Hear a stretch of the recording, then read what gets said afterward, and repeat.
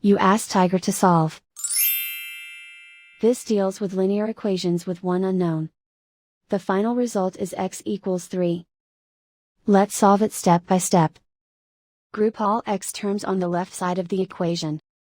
Subtract 5x from both sides. Group like terms.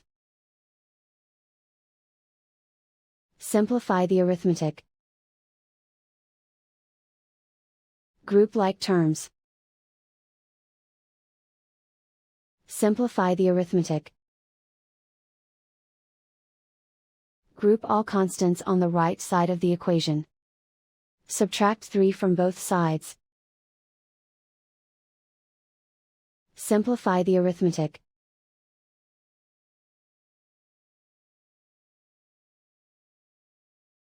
Isolate the x. Divide both sides by 3. Simplify the fraction. Find the greatest common factor of the numerator and denominator. Factor out and cancel the greatest common factor. And so the final result is x equals 3.